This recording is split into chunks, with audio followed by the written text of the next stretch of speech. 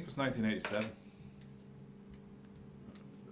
I was 13 and I was in schoolmates with Paul's brother, Derek, who played the drums at the time. So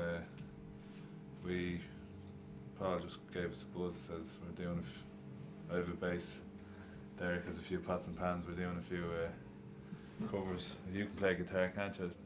Just, I guess there's only stuff like Misfits, She, how hard is that, 2 chords? Dead Kennedys, California Bareilles are ones I remember. And started doing the death metal then, it got a bit more. Yeah, well, we started getting better, obviously, as bands do, and weren't exactly practicing every week or anything, but I think we did a gig or something in it as the first, just you and me and 2 of the other lads. We did Scum by Napalm Death and all that. Yeah. And we had kind of a covers band going that I was playing bass in at the time as well, so that never went anywhere. So yeah, you were doing covers of Motley Crue and stuff. We were only trying to do Misfits and be alright. We kept going. A few of the other lads dropped out, and it was me, Paul, and Derek. Yeah. In the, you know, we were kind of into more. We were always into more metal anyway, and Slayer and Metallica, and then eventually it got onto it like Swedish death metal and Entombed and Dismember were particular. Yeah. And then I don't know. I remember us going to see Massacre. 1991. So it was doing various covers, and it was obviously technically better, you know, than we just, you know, it's harder to play all that stuff, so we just gradually got better and better. So, and then we reached the point and we just got worse from then on, I think. So yeah, we used to practice in Paul's bedroom, and I had a shed out the back that we spent a couple of hundred quid soundproofing. And we forgot that we needed to breathe inside as well, so no windows. That didn't work either. I think I had to bring the guitar outside the shed and shut the door because it was getting too much feedback. Yeah. So we could only jam when it was dry. So anyway, we got him onto death metal, as I said, and we did a few 4-track demos, us doing Sepultura and Born Dead by Death, I think, and was it you singing on it? Yeah. Paul kind of used to sing with kind of very guttural. Very guttural and very quietly. So yeah, kind of just turn them up a bit. And so we decided then, after a while, we were actually getting pretty good at it, and we started writing our own songs, which were very influenced. The first few songs we wrote were very influenced by Swedish kind of death metal, weren't they? Yeah, it was very death metal. And we decided to look for a new singer. August of 91, I saw an ad. You know, a lot of my friends, I've begun to hang around, you know, I've been hanging around in Dublin, the metal scene from 88 or 89, and a lot of my friends at the time, you know, were sort of starting off, trying to start bands, you know, inspired by the whole, you know, death metal thing that was happening. And yeah, of course I wanted to do it too, so I saw an ad in a sound cellar in the kind of, which was sort of mecca for Irish heavy metalers at the time. Yeah, I can't remember, what did the ad say? The ad said singer wanted for Fingal based death metal band, and I thought, oh yeah, well, alright, fair enough, wrote the number down. And we went off to do something, me and whoever it was, and came back and it was covered over with a poster for Morbid Angel or something we're playing. So it was only actually up for like 2 hours or something, but yeah. One reply, Alan. You know, yourself, you have the idea that you want to be in a band and you're singing along to records and stuff, and then when you actually have to do it, you're like, and it was just, you know, but I think we did a few Massacre covers and we did Sodom, Outbreak of Evil, I remember. Easy stuff. Yeah. I think I got in by virtue of having a very long hair and a cool t-shirt. I think that was probably about it, you know. And a parka jacket covered in unreadable logos. Yeah. Yeah, then I think it was about like the end of August of 1991 we started. And we played our first gig in October and November that year. Yeah. That was the first gig. That was the first gig. That was like October 91. I think we had one original song and about 10 covers.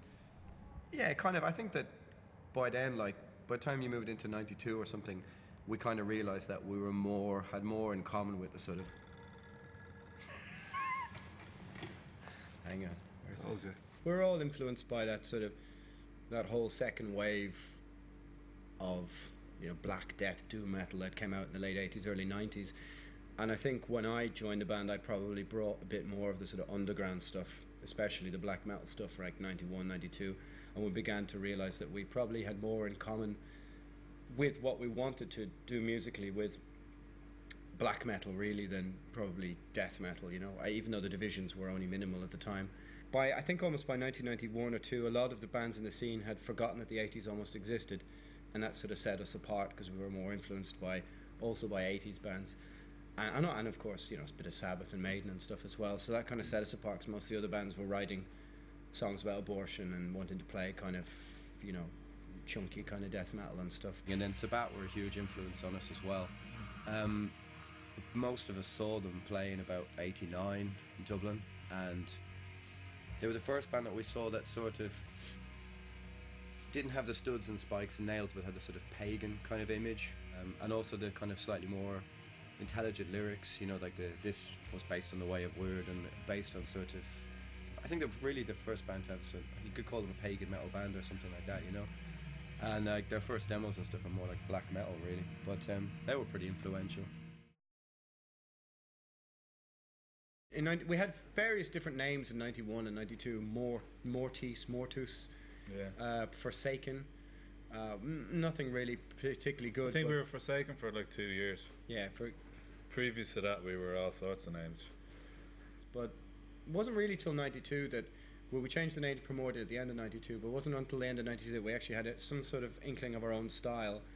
And I think at the end of 92 was the first time we took photos all wearing corpse paint or war paint, and we sort of moved towards, well, basically black metal. I think when we were planning our demo, we were called Forsaken at the time, but the demo was going to be called Primordial Beginnings. Yeah. So we said that's a better name for Primordial is more what we're trying to do. Forsaken is kind of a bit too flowery, doomy kind of. So those first years of 1991, 1992 were mainly spent writing songs, ditching them because we didn't like them, and but then we wrote like To Enter Pagan.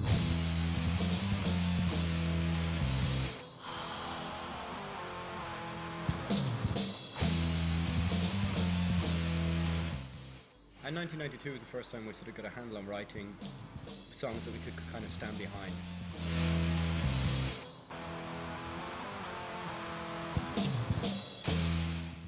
I mean, I think To Enter Pagan was a watershed. In 1992, To Enter Pagan represented the first song that we could sort of fully stand behind and go, this is what Primordial represents. We moved away from having a sort of hodgepodge of styles, from sort of primitive death metal. It became a bit more black metal, a bit more influenced by Bathory and Venom and Sabbath and stuff, and had a bit more of our own angle on it, sort of epic kind of black metal or whatever you want to call it. yeah, there was a bit of melody in it compared to a lot of stuff at the time. So And then we worked at those songs. Ended up, most of them ended up appearing on the demo in '93. It took us a long time to get around to making a demo. A lot, you know, it took about a year and a half, 2 years even, you know.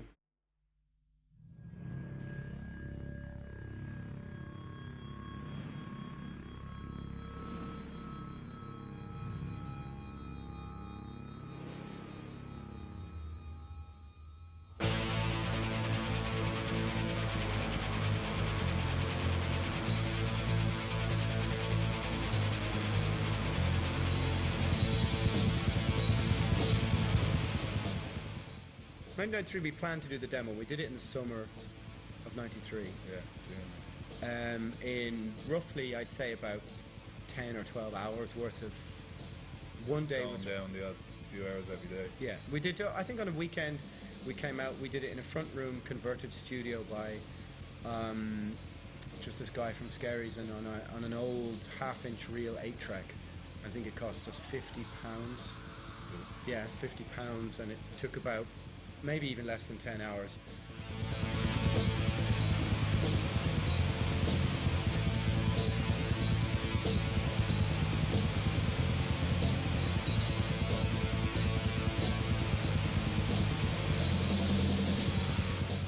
I mean, still to this day, to me, it sounds like fresh and full of energy, and it actually, you know, everything fell into place just perfectly somehow, even though we hadn't a clue what we were doing. We'd never done anything like it before. It was the first time I ever really heard my voice properly or anything. We recorded 4 songs, about 25 I minutes. think it was the first time any of us heard your voice. Because you're shouting into a mic in rehearsal, you can't even hear yourself, and then it's like, holy shit. Yeah, we had To Enter Pagan, To the Ends of the Earth, To Darkest Flame, and Among the Lazari.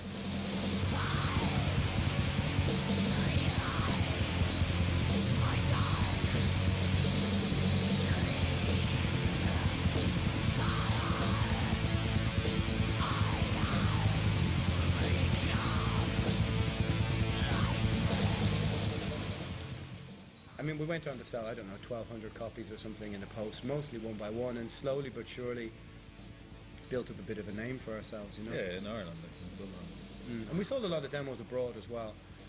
And it was kind of the first time a band playing anything remotely connected to black metal from Ireland had made a little dent in proceedings in Europe, you know. And we were sort of chipped in, very similar to maybe bands also on the periphery from Canada or Greece or Colombia or Brazil or something. We kind of chipped in and put Ireland a tiny little dent on the map or whatever you want to say. There wasn't much activity around beyond the demo, you know, that year. It was like, you could only play in a pub maybe every 3 or 4 months or something. But it was the first time, I think, when we did it, I knew it was the first time I thought, yeah, we're actually going to get signed. We actually could make an album and do the things that a year before you would have thought were completely unfeasible, you know. Well, it's also that there was something else, there was something more in it, you know. I mean, it's, you know, it's a first demo, yeah, it's going to be young guys doing it, it's got its limitations, but there was actually, it's a pretty good demo, you know. We sort of felt proud because we were so inspired by the scene, the trading and the stuff, and we were kind of on the periphery of you know, the scene in general in Ireland. So it's not like we could drive to Germany and play a gig with a bunch of other demo bands at the weekend, or into Holland or Belgium and learn anything, you know. Like, when the first gigs we played, we didn't even know what monitors were, like, because that's what, you didn't know any better, you didn't know anything.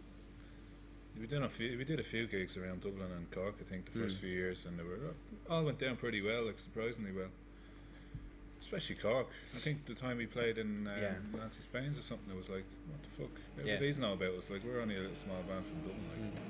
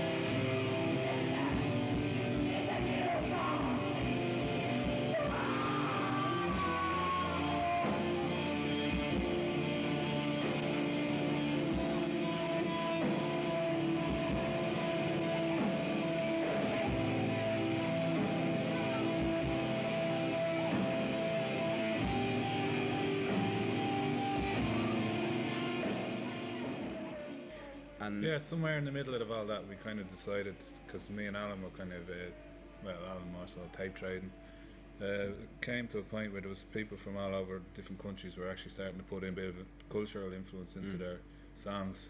Yeah. And we just kind of started it in a small way, you know, not so, you know, maybe more so on the first album, but it's hard to describe how, from week to week, how fast things moved, how fast you change, because if you're getting 10 to 15 or 20 tapes every couple of weeks, and I would call up and go, I just got the new Varathron demo or something or other, you have to hear this, and everybody would hear this, and then the next week it would be something else, and there was it was a quite exciting time to be trading tapes, writing songs, and being taking things for the first time. You were hearing, I don't know, Beherit or whatever, you know, not to just name drop loads of bands, but something every week. You were getting packages from South America or Asia or Canada or whatever, and it was quite an inspiring.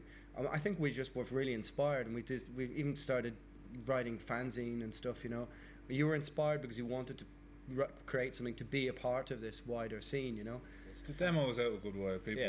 We were doing interviews on fanzines and stuff, and at that time a lot of bands of our ilk kind of were getting signed up, and I think we got a few offers, but some of them were just kind of like, here, we'll put you on the long finger. We were basically just writing songs all of that year, and they were moving again more in the sort of kind of, well, it's kind of strange direction really, but mostly kind of black metal style. It wasn't very typical, some of the music, and that's been the way all the way through.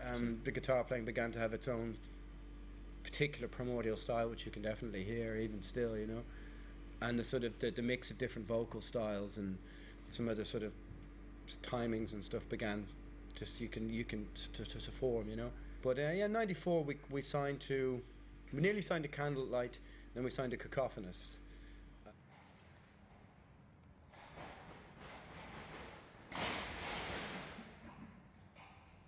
Bring over. Come on, will you bring us over a bag of onions while you're at it?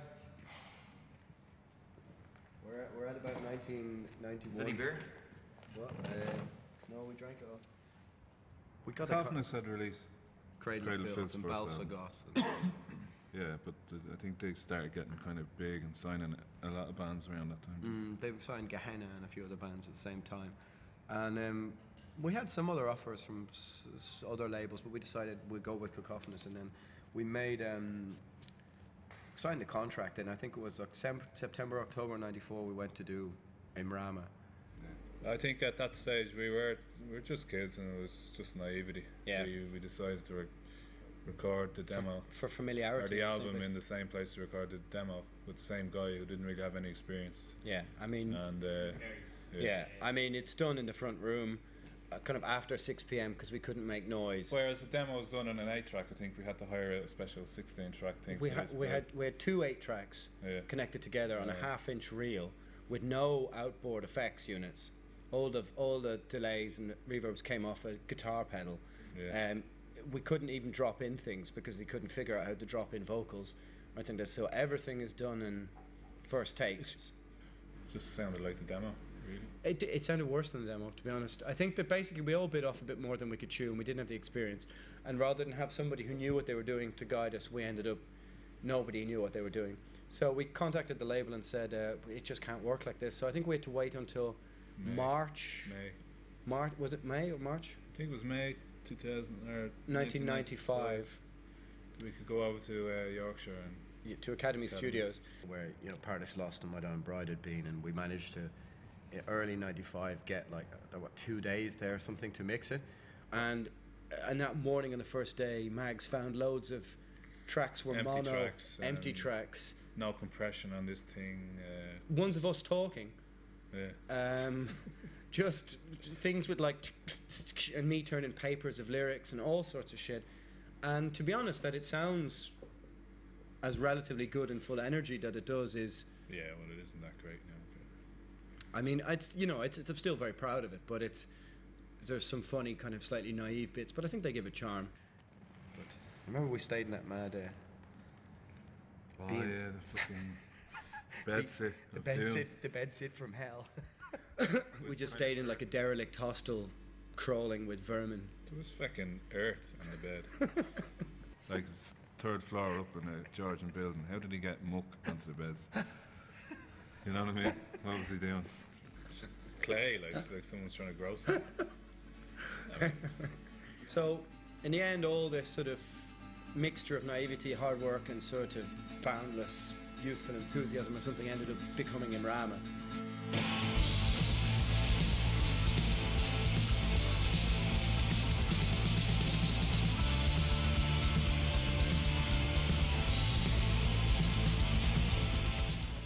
It took about 10 months between the recording of Imrama, the remixing and the re-release, and in that time during the summer of 1994 we played one gig in London, basically for a demo, with Balsagoth and Occult, and it's the first time an Irish band in that kind of the small scene we were coming out of, got out of that small scene, and it wasn't that big a step up, but it was still getting abroad, going on the ferry, people coming over to have a look. Yeah, it was important, But then I think during that time the band called Psy from Japan were coming to the UK for basically a holiday, and we ended up doing like a 5-day mini tour of the UK and 1 day in Dublin with them. We were playing in some back of some shitty bar that's not there anymore down on Capel Street. And we had put on the gig in the back room, and you know, this kind of thing where they came down in the middle of the day to go, can you turn the drums down? And Barnstormers. And you know, we're just standing there waiting for them, and I just seen this iron glove on fire coming through the crowd, because they're only like small guys, you know, and we're like, what the fuck? You know, and coming through the stage, under the executioner's mask, and they're standing on the stage full of pallets in front of all these mad cunts. The other guy has a huge big skull with explosives in it, waiting to explode before they start to play, and it just went and didn't explode. And he's standing there holding a plastic skull to about 120 lunatics. Everybody's just fucking silence. He picked our instruments and just went Venom, black metal, and just went straight into playing Venom. Yeah, and Venom the whole covers. place just went spastic, just fucking shit everywhere. Whole PA falling over, all of us trying to hold it together, and they were just standing there playing like, holy fuck, you know. First gig outside Japan. Realistically, when we started the band, Ireland was a second world country to all intents and purposes, you know. I mean, there was massive unemployment, a lot of poverty. You know, like when we used to play gigs, they were on the floor of pubs. You know, there was no niceties or whatever, you know, about anything that we did, you know, at all. The level of sort of, well, you know, sacrifice that you had to go through to make all these things happen, the strings you had to pull, the amount of effort and lengths you had to go to do it, gave us character. And they also gave us a very great sense of when we did actually start to tour the world, basically to appreciate what we had and not to complain that the fucking backstage is too fucking dirty, or the this or the that or the other. And then we went around the UK with them. I mean, that was madness that week. Remember the people driving the van and everything? Yeah. Just anger grinder. yeah, just amphetamine addicts and stuff, and just the amount of lunatics we made. We stayed in London. Somebody fired a gun in the flat. We're staying with some drug dealer in London, and somebody fired a gun into the ceiling. I mean, do you know what I mean? But we're just 18-year-olds old and going, whatever. Like. This must be how it is. And after that, prepares you for anything, you know. Yeah.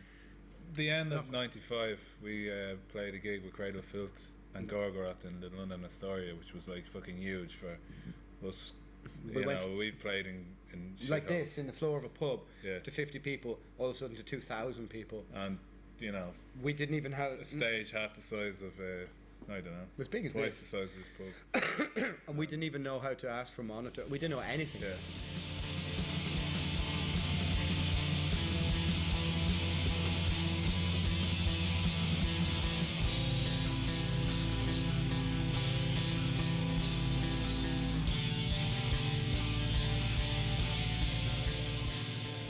You would have expected us to kind of push on from Irama. I mean, the album was out there, it sold quite well, got good reviews. We did no press, which was like the label dropping the ball.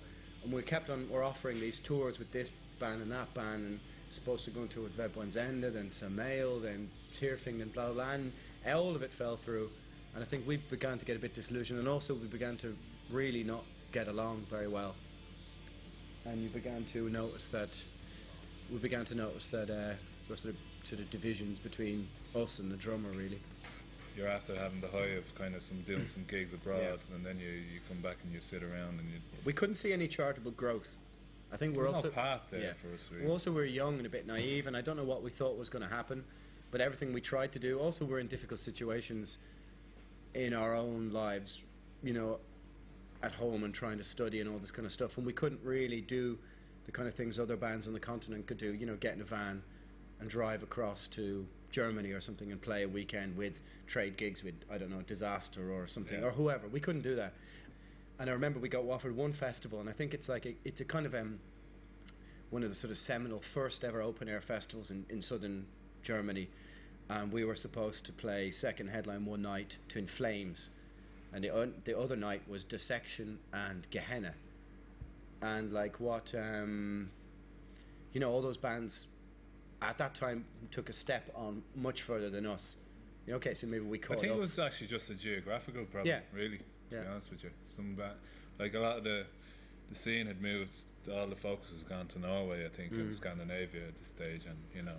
It was harder for bands on the periphery. Where if you're in a fucking shithole of it, you know, there's not much money floating around at the time, except Portugal or Spain or Greece or Ireland was like Portugal or Spain. You're just or on the Greece. periphery. Yeah. You there's no. You couldn't have just got in there. You couldn't just offer yourself for any gigs that came up, because you'd have to spend a fortune to get Yeah, them. but in a way it worked out okay, because what we did is we kind of became slightly elusive, or something slightly sort of mythical grew up around the band, because no one ever saw us. You know, the kind of that second wave of underground of black and death metal from the late 80s, early 90s, the big labels had just about to pounce on it, but the old bands were kind of at their lowest ebb, and there was no gigs here from, like I said before, there was no, from 92 to 98, there was no shows here. There was like one show a year, and it was Sepultura or Slayer or Typo Negative, and any underground shows were organised by more or less us, you know, our immediate group of friends. And when Ecstasy came in and the Prodigy got popular, I think metal lost about 30 or 40% more of its fan base. Tons of people just gravitated towards that, away from metal, and by 95 and 96, I think we were also frustrated. I mean, there was nowhere to hang out, there was no place to go, there was no gigs, there was no club, there was nothing. It was just us stuck in our rehearsal room pissing each other off, to be honest, you know. Yeah. We kept getting offers of tours that kept being cancelled. Yeah. You know, I mean, I could count 10 tours, whether it was Cradle of Filth or Samael or whoever. Oh, we got this offer of blah blah blah. Oh, right, cool. And then 2 weeks later, nothing. You know, 96, it taught us a lot, but it was definitely the lowest ebb, not only for the band, but just, I think, for metal in general, and the Irish scene in general, or being part of a social scene. And to be honest, at the time it really didn't seem like the band would have continued on into 1997 unless we made drastic and radical changes, you know, which we subsequently did, you know. Too much time wasted doing nothing. Yeah. And that was we were supposed to be doing another album, and fucking the record label was gone, everything was gone. Yeah. It's a really bad relationship between all of us. No gigs, no songs, no rehearsing, hardly nothing.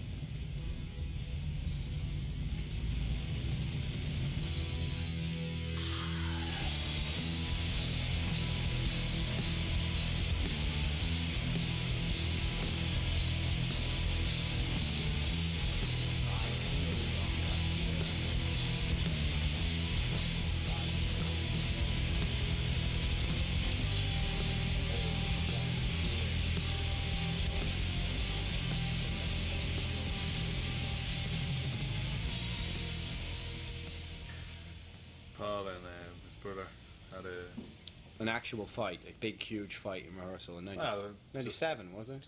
just blew up one time, so that was the end of that. And it was, We were back down to the three of us then. yeah, but we still, yeah. But I think you had the idea of bringing Leary in. He was Leary's younger than the rest of us, I think. Well, I mean, there were things were happening on the other side. Is that we'd left Cacophonous, Misanthropy Records were starting, and basically they just asked Cacophonous essentially, look, we'd like to deal with Primordial, and for some reason they just went, you know what, okay, fair enough, you do the next album. We didn't have much material left, or much material.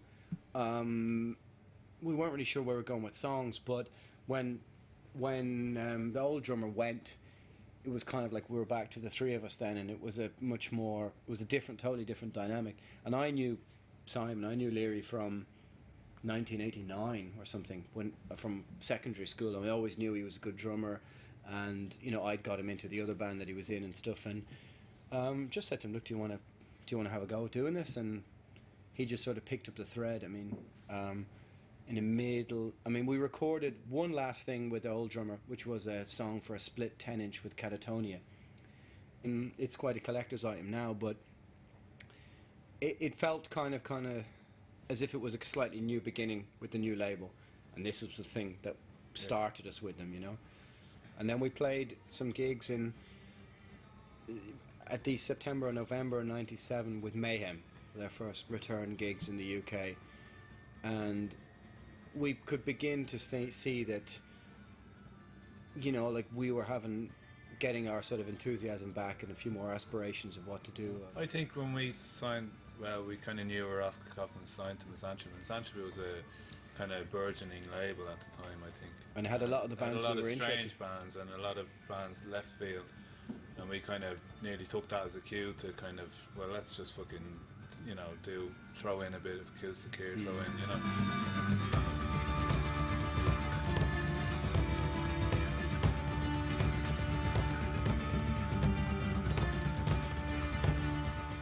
February 1998, we went to the studio with about half an hour's worth of music, but the studio booked for a month. It was the week before you were recording. I got the practice tape. Loads of noise and about 10 different versions of Graven Idol. I was like, yeah, nice and lads. That's fine. But we were jamming before that together, weren't we? No. No. I had two practices before we did the album. 2 practices. Yeah. Really? Yeah.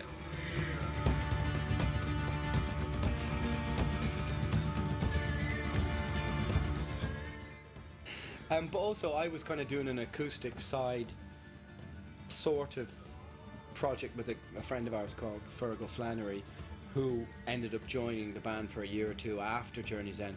But me and him sort of put together the Dark song, and Fergal had sort of kind of said, well, you know what, if you want to take this idea, make it into something your own, because it sounds like Primordial anyway. And so we just took off the demo tape, had a listen to it, and took a few notes, took the just cadence of it. changed it, I think, to more the way we were doing things.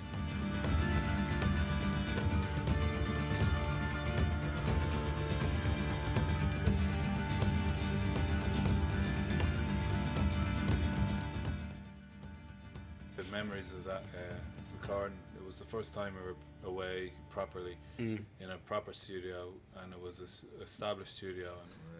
But that was the first time we'd all kind of been away together for a length of time. Very professional. And you tried to stab me, didn't you? And I wouldn't say that much. I never heard that, but fair play to you anyway. I think it was the first time after we'd been in a few rows. We'd been in the band for years, but we'd never actually been away in for any length of time together. I think sort of that was the first time we realised that it was actually a bit more. Everything was a bit more serious than perhaps it was a bit before. And people, we would come in and the guys would go like, you're not playing on that instrument, you're not playing through that amp. Why you need to tune after every recording? You know, there was some discipline enforced on us, and we got to use really good gear for a change. And it was all analog and all on tape, but we had a label who all of a sudden were coming down or calling up every week, going, "How's it going? What's going on?" Blah blah blah blah. We're sending a guy from Kerrang down to take pictures, and you know, and we were like, "What?" All of a sudden, somebody was taking an interest in us and going, "Look, we know you're a good band. Do your best." It's a strange album in that it's the most un-metal way to make a metal album, in that there's no bar chords or anything on it. No, It's only all full chords. a lot of the songs were kind of conceived on an acoustic guitar tape. Yeah. So I mean, I can't think of a single heavy metal album that hasn't got any. It's a very un-metal way to make a metal album, and there was an awful lot of the previous couple of years of sort of frustration and anger and sort of went into the album, and it's a kind of like almost like a dark cloud over. When you listen to it, it's quite. It kind of stood out at the time. There was nothing really like it. You know?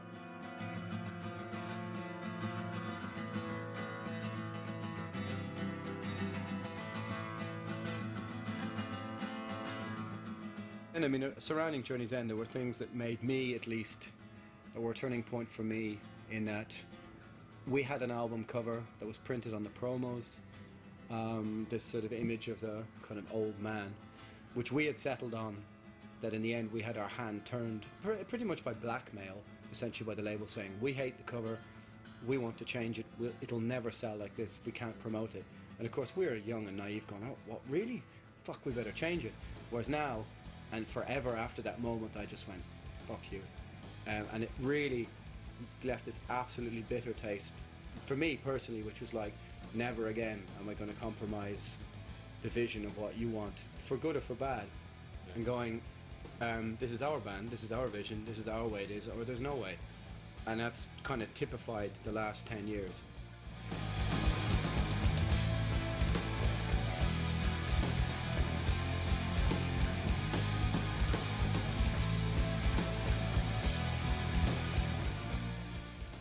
It was definitely a step up. It was like, no disrespect to Cacophonous or anything, but Misantropy kind of were a lot more serious of a label, I think, when it came to artistic integrity and promotion and stuff like that. Well, they had a concept behind what they wanted to do, and at that time we fitted into it to a degree.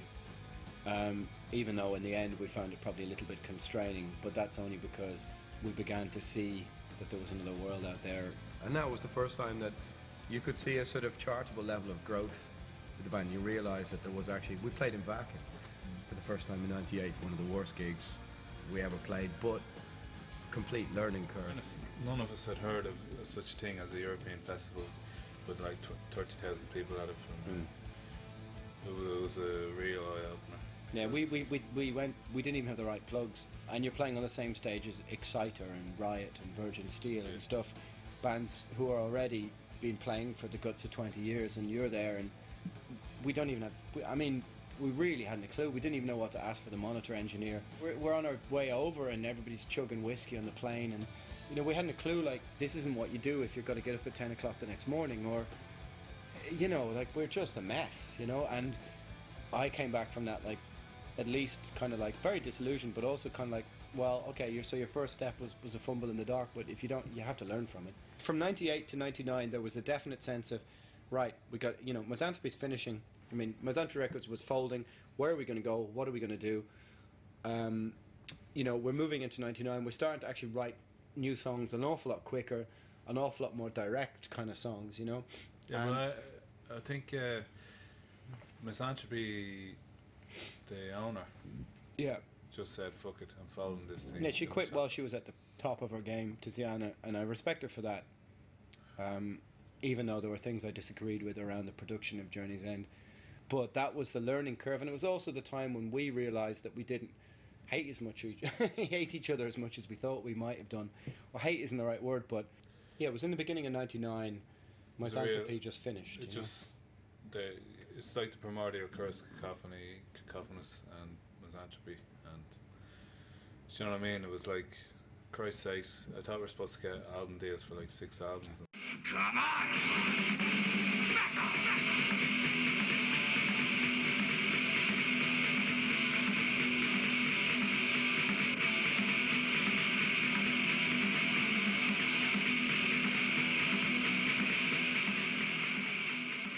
We moved into 1999 and we really thought that we're not going to spend fucking 3 years to make an album again. We're going to try and push on a bit faster.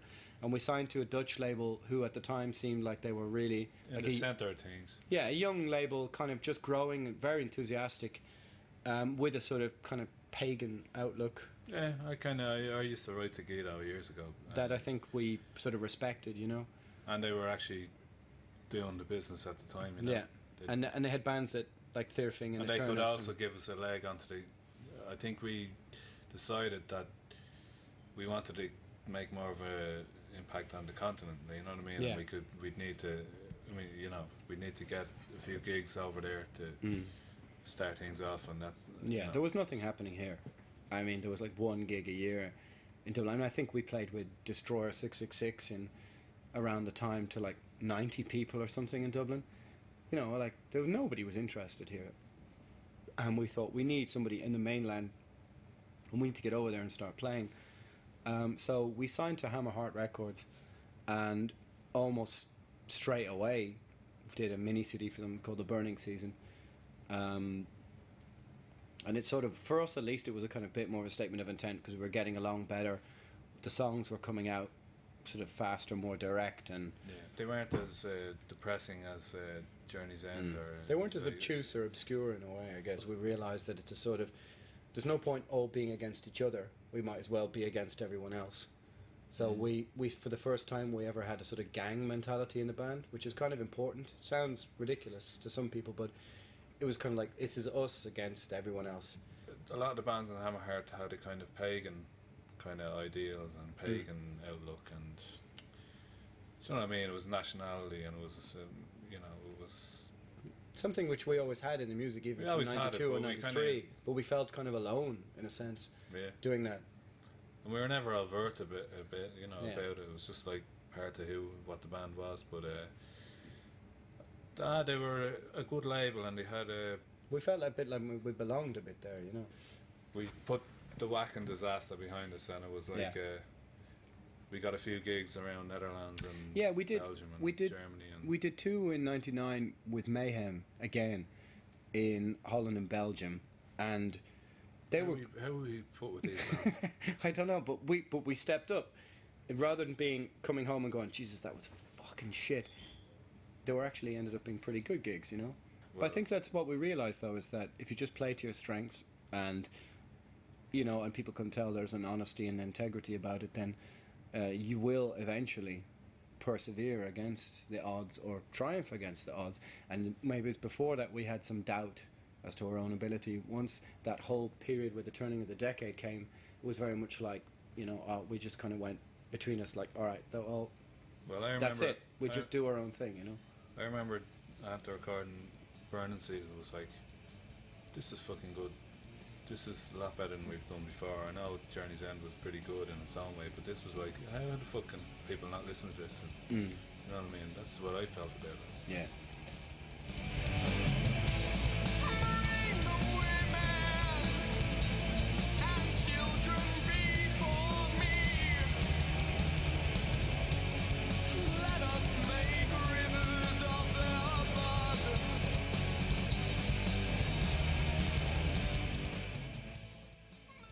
But we'd never actually played more than 2 gigs in a row in Europe together, and so we did like a week or something. Yeah. And you know, like we did all the crappy stuff, sleeping in the van, sleeping on concrete floors, sleeping on stages, getting, you know, eating nothing, bits of fat and sandwiches. Yeah. Pigs' knees.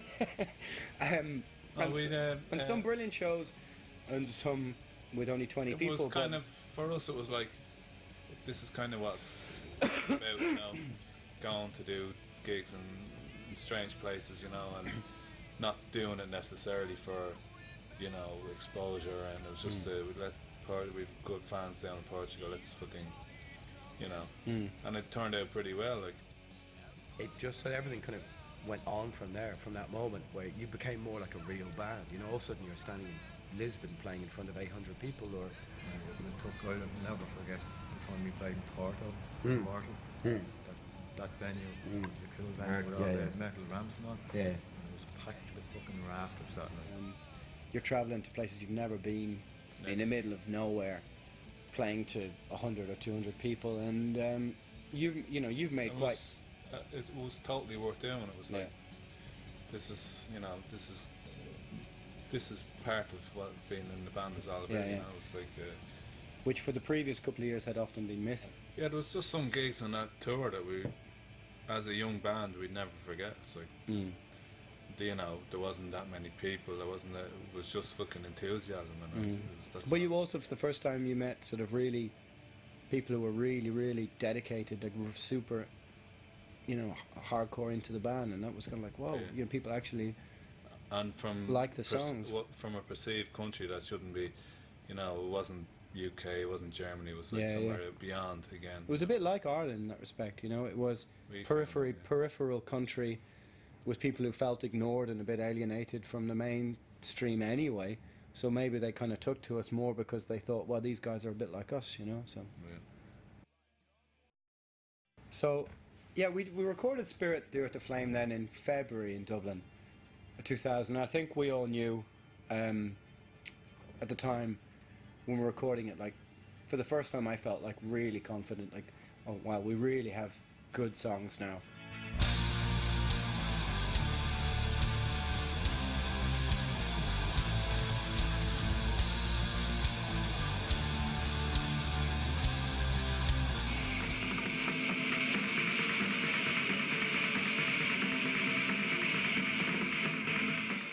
And you just knew, like I knew, like, oh, this is going to cause a little bit of a stir, you know, in this album.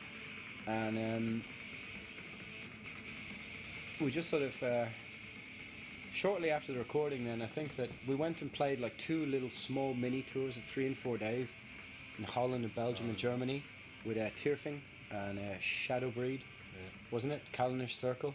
No, that was a different time. The 2 of them together, like 3 or 4 days each, and that was kind of important for us because we got a band like Thirfing, who we were kind of made very good friends with, who were kind of a little bit younger than us, but very same kind of cultural outlook. We kind of have on the same had label, a long you know? association with them. We're on the same label, and the label brought us over to play in kind of the lowlands, you know, in Belgium and Holland, and Thirfing were coming over themselves in the same boat as us, really. Yeah. You know?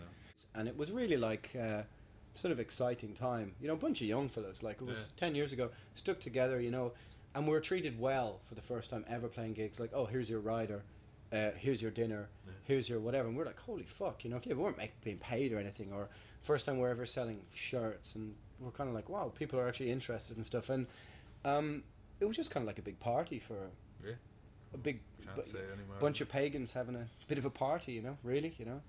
We first started getting reviews, and it was all like #1 in the Soundcheck, full marks, and all these magazines and stuff, and it kind of went to 8,000 copies or something. And then we did a few festivals in the summer, which was something that not many, you know, it was, you kind of got into the festival circuit then, you know. We played a Full Force, Wave Gothic and Full Force with some bands that we really fucking liked, and it was we're on the main. We're kind of nearly on the same, you know, we're playing with bands that are fucking that we looked that up we to, grew you up know? listening to, And, we're at Full Force, and like we're okay. We're on at 3 in the afternoon, but at 10 p.m. was Iron Maiden standing on the same stage, which for us as a bunch of kids was quite a big deal. Towards the end of the year, then we got the opportunity to go on a tour with Immortal. Yeah, this is probably for, I think, to begin that decade off is one of the most important things we could have possibly done. Is that there was a long list of bands. Immortal was probably at the They were one of the top bands. Commercially at the peak of their game. You're talking at least 600 to 1,000 people a night for Damned in Black. And strange enough, it was the bass player, Stian, who he chose. I mean, there was a list of 20 bands want to support Immortal, and he just chose us out of this. And because he thought, he liked the band, he thought, well, these guys have never been on tour. And before that, we nearly went with the Covenant or something, and that I think would have been a bit of a disaster. But then we got Immortal wants you to support them. It's like, and we did it, and it was like the four of us, Fergal as well, Fergal Flannery. But it was our first proper European tour. Here we go. Yeah.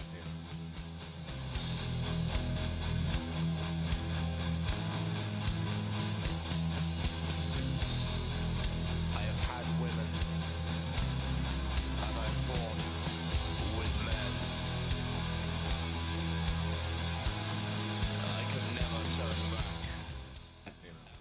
And 24 or 5 days in a row on a tour bus where you're given your rider, you're fed, you're blah blah blah, all that kind of stuff. And after 2 or 3 days, we were kind of in, as it should be on a tour, you're in the groove, and and when I look back on it now, on all the tours that we've been on since, it was one of the best ones, because there was no personality clashes, no problems, no fights, no arguments, no nothing. It was just a big party every night on the bus with Immortal, listening to old 80s heavy metal and old hard rock, and we thought that's what every tour would be like. Yeah, but it also showed that we can play with the best of them. Yeah. Someday, and obviously Mortal are a great band, but we more than held our own. yeah, I think some days we were, we came off the stage fucking really happy. Yeah. No, it was just, I remember coming back from that thinking, okay, we've taken another huge step as a band. That was very important. And Immortal treated us great. For a band who are that size, there are many bands who are their peers who maybe we could have ended up with, who would have treated us like fucking shit. But no, I mean, still to this day, if we meet Immortal, we talk about that, and it's like, this is the best tour that we went on.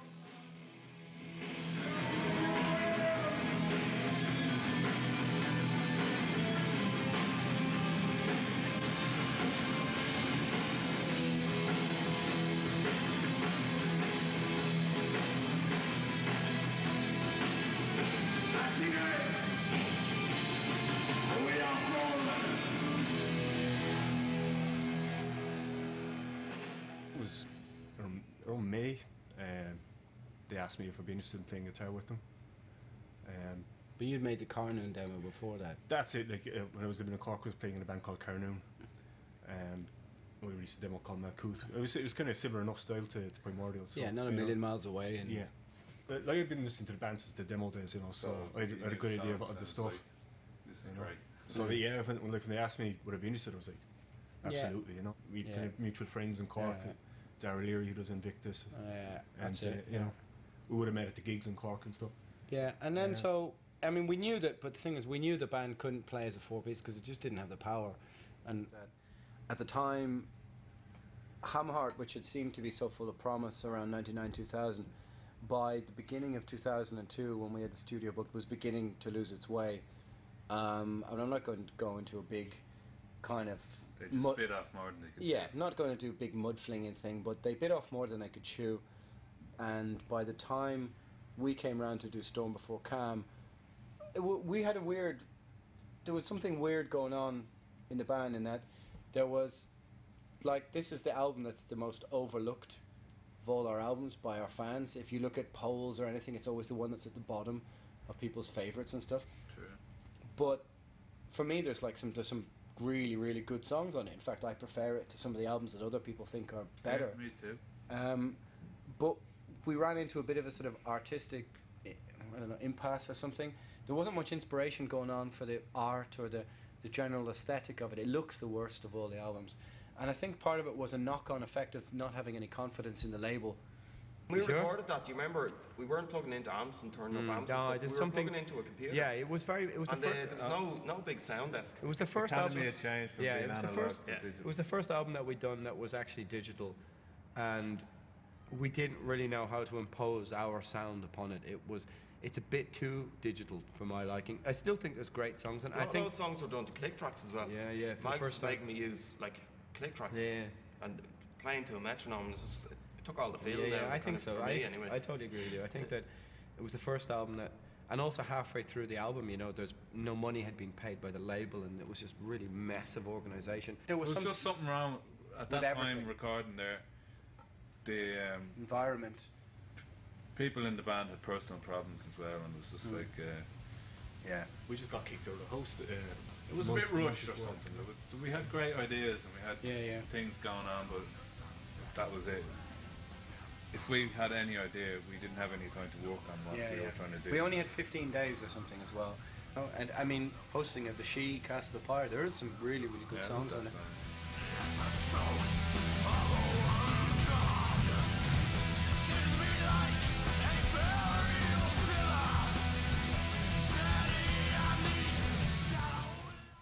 But Hamheart was like a sinking ship at this stage.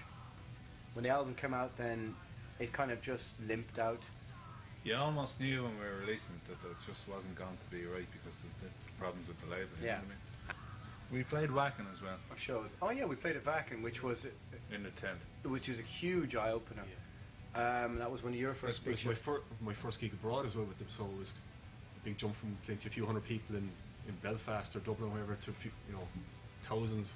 But it was a good gig, wasn't it? Yeah, it was brilliant. It was one of the best gigs we ever played. I'm sorry we never recorded, but it was the first.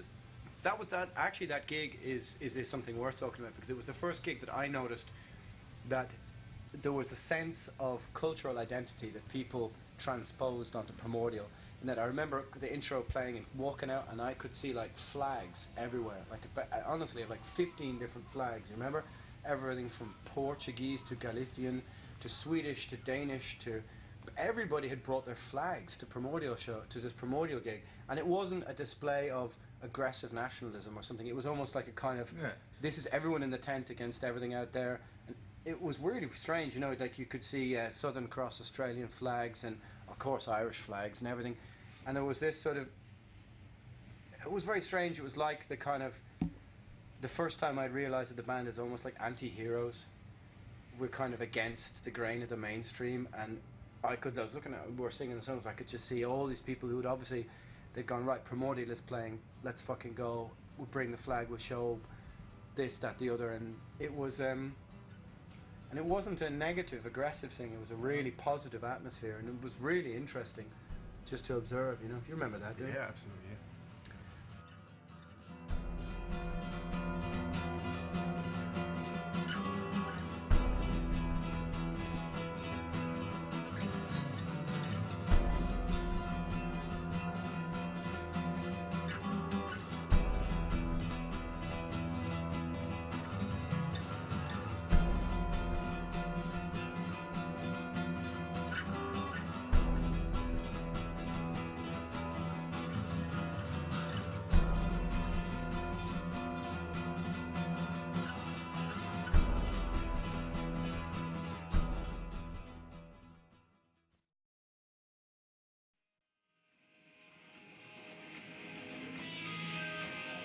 we got offered a couple of tours at the end of 2002, and we tried to go on tour, but it wasn't really working.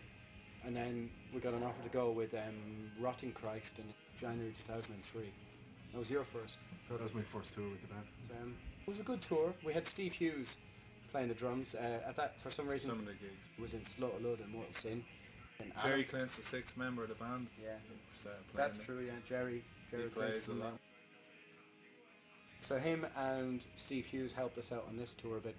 And it was strange because the dynamic of the band changed. But what we learned was that before that it had always been like the core three of us, like me, Paul, and Kieran, and then you at times. But it meant we could involve other people and not necessarily completely dilute what the band was, because the people were a bit like us. But we realised that because of the way things are with our lives, we couldn't do every gig and every tour and stuff. And Rotten Christ kind of showed us that, you know. I guess from my point of view, it was also the first tour where I'd pushed the boat out into being a little bit maybe too rock and roll for my own good. I just went, well, you're of a certain age and you're just like, as I said, just pushing the boat out with rock and roll antics, whether it's fucking drink or drugs or women or whatever, and you just kind of went, fuck it, you know. And it takes you a while after that to realise that you've almost, you know, you can form a caricature of yourself in a way if you're not careful, you know. But that was the Rotten Christ tour was in January. In February we went to Greece for the first time. Which was always an ambition of ours, because we'd always listen to Greek bands, and Greece had a great metal scene, and you know, self-sustained metal scene. You know? Yeah, the Greeks often say weirdly the Irish are like the Greeks of the North or something, you know, and there seems to be a great sort of similarity between the people and their attitude. They don't drink as much. I think we only did 2 shows. I think. Yeah, we did, and we played as part of a Metal Hammer festival with Septic Flesh. Yeah, big fucking venues. Yeah, like 1,000, 1,200 people or something, and then some tiny club show in a Patra. Larissa? No, not Larissa. Patra, Patra, yeah. In the end of 2003, we went to Bulgaria and Romania, which I think we're the third ever band to play in Romania, and the fourth or something to play in Bulgaria. I remember Ancient had played previously. And Anathema 10 years previous to that. And it was I'm not quite sure how it happened or it came about, but yeah, we ended up travelling to there, and that's a really lasting memory from that whole period, you know. I think we flew into Sofia. Yeah. Played the gig in Sofia. It's very different. It's very different playing. Drove in from Sofia to Timisoara, which is in the very east of Romania. Yeah. It was just very interesting for us kind of to go to, you know, or having a sort of cultural or historical angle on the band to go to former Eastern European bloc countries for the first time. We didn't have to do it, but we wanted to go Yeah. to these countries because you're getting a new experience. Everyone's stuck in their Western culture. You know, there's other things going on in the world, and it's good to fucking see it. You know. And I think that maybe because we had come from somewhere in the late 80s, early 90s in Ireland that was not particularly privileged or a little bit economically deprived in a sense, in that we could see a little bit of Ireland in these Eastern Bloc countries. And we found a very strange mix of attitudes. Not strange, but like, you know, incredible hospitality, but yet at the same time incredible suspicion on behalf of people who perhaps didn't know who you were or weren't involved in the process of bringing you there. And you remember being stopped at the Serbian border, and they had our instruments out on the ground, like how much is this stuff worth? Give us T-shirts. Yeah. We had CDs and stuff. Yeah, I mean, people always do, but they were, how much is this stuff worth? And we were like 300 or 400 euro, and it wasn't. And there was this massive argument between our sort of Borat bus driver and the Serbian border guards. Shakira fan. Yeah. He had one tape, Shakira, laundry service, which we heard like 30 times. But anyway, he had a huge argument with the security guards, and they said, all right, we'll strike you a deal. If you bring a couple of soldiers to Belgrade, we'll let you through the border. So like the rest of the band are sitting in the back like sniggering, and I'm just like staring out the window, turning around, and the muzzle of a gun, like literally like there from my face. And just like these 2 guards were sitting there with guns like this, you know, and we had to bring them to Belgrade. And the commander sitting in the front, and they were fucking, so you are a heavy metal band? And I was like, yeah. You're like Daro. Like Iron Maiden. And it's like, Lead the Ford. like, yeah, kind of. no, you have shirt for me. He was like, yeah, Heart, all right. you know heart. You know, tattoos on the neck and tattoos on the hands and stuff, and we're just like, all right. And it was just, you know, What's the name again? and we stopped off in the middle on our way somewhere through Serbia in a village bombed by the UN and all this kind of stuff, you know, just to walk around. I remember the bullet holes through all the buildings and all the roofs collapsed, and it is kind of strange because in a sense it was history that you'd only seen on TV, in a sense, and also you're part of some kind of like living history. You're there. You're actually in something that you witnessed on television, and you've been speaking to people who were part of it. And but it was great. You know, it was really, really good. Good cities and good, beautiful countryside as well. Yeah. Passes between Serbia And it's things like that make you a bit more grounded as a person. You know, make you a bit more realistic in your worldview. Sometimes, you know, a little bit less idealistic and utopian or something. It's not, the world doesn't revolve around fucking internet relationships. It's, there's real people at the end of these things. Yeah. I think where you live really does affect. It does affect the kind of music that you make. I mean, it's not by mistake that, you know, heavy metal was born in the sort of foundries in the north of England with Judas Priest and Black Sabbath and stuff. I mean, it does have a very great impact on the kind of music that you make, you know. And I mean, you only really have to look around Dublin to know that it's not a quaint, beautiful medieval city, you know. It's very much like those countries in the north of England, you know. It's very much like a Glasgow or a Leeds or a Liverpool and Birmingham, and it did inform the music that we made. It made us angry young men, and it made us want to, you know, to listen to the music that we listen to and to play the music that we play. And it is a form of escape from all this sort of stuff, because for that moment that you're playing that music or you're playing the gig or you're rehearsing, you're away from all this kind of stuff, you know. It's not to say there aren't good things about Dublin. I mean, there's a very healthy sense of humour, of course, which anybody who lives in any city that's like this has to have, you know. But it forms you, it shapes you. I think it makes you a bit tougher and a bit rougher in some respects, and it makes you you know, you're not that shocked. I mean, for us it wasn't a big deal when we've been in the Eastern Bloc and stuff, you know. I mean, Ballymun looks like it's out of communist Russia or something, you know. It's for other people we're quite like, you know, when they come from other countries, they're kind of like, wow, you know, we've Bulgaria and, you know, Romania and Serbia or countries like this. But to us it wasn't that different from a lot of things we'd grown up around. I mean, it's not to say, you know, that our you know, child's were complete poverty in this, that and the other. You know what I mean? That's not I don't want to portray the band as in this some sort of as if some sort of musical kind of you know, or some sort of pity me sort of you know, kind of misery fucking lit equivalent, you know, that, oh, we grew up in such a terrible place. And it wasn't. It was a great place, and because it was vibrant and it was lively and it was full of energy, you know. But you couldn't help but let it affect the music that you made, you know. Anyway, yeah, 2004, we spent most of 2004 trying to get out of contracts and trying to, I think we knew that we'd been on 3 different labels and it was time to move on to something else, and we'd made some contact with people. It took ages and ages sending legal letters back and forth, and we were going seeing like €300 or €400 an hour, lawyers trying to find holes and stuff, and just really not. And then Blade signed us. And then, yeah, I mean, and then in the end of 2004, start of 2005, Metal Blade signed us. I talked to some of the bands who are on Metal Blade, and it was like, yeah, everything is pretty cool. Like, and don't forget, this is still before lots of the labels were slightly scuppered with downloading and stuff. You know, it still hadn't taken full control of the music industry. And we thought, you know, okay, there's other big labels, I won't mention, who had contracts on the table, but it all seemed a bit impersonal, at least with Metal Blade. It seemed like a bunch of decent people and actual metal fans, and the fact that we totally stood out against every other band against the label. You know, most of it was kind of more traditional death metal or thrash, deathcore or whatever you want to call it, and we just stood out a mile. So we also didn't want to work with Mags anymore, who'd done everything until then with the band. And it was nothing against Mags, but it was just we needed a bit of a fresh start. I think sometimes a lot of bands can fall into the trap of always doing the comfortable thing.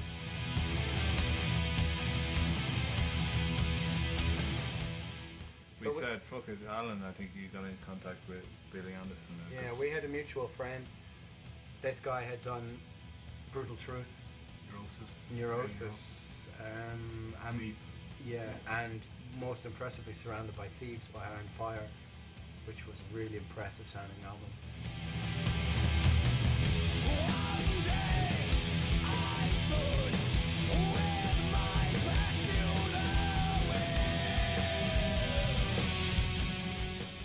Now, and also because most of the scene was moving towards this very, horribly digitized Pro Tools, tick, tick, tick, tick, tick, you know, like very quantized. No soul. Yeah, nothing. I mean, if you listen to an album, if you have a really expensive stereo and you pull out Mob Rules and you watch the dynamic range, it goes up and down, and you know it's full of hollows and troughs or whatever. And you play a modern CD, it's like the frequency range is completely maxed out.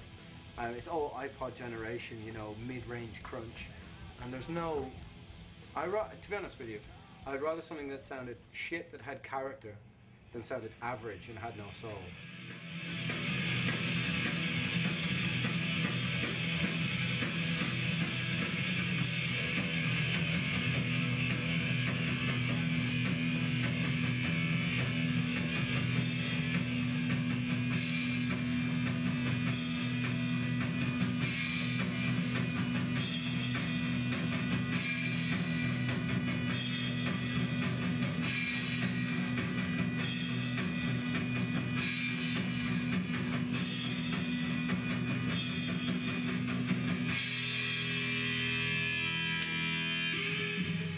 And the studio environment, again, you're going into Dublin City to fucking look for parking, you're going down the fucking cellar, and it's just like, nah, this isn't. You get 6 hours and that's it, and you know. Because everybody lives there, they want to go home for this and that and the other. Yeah. I mean, I don't really blame anybody for any of it, but it's a very dark, claustrophobic, difficult sounding album to listen to, and that's the way it was recorded. There was a lot of stress, a lot of pressure, and that's the way it sounds. I mean, a lot of people find it very difficult to even get to the end of that album.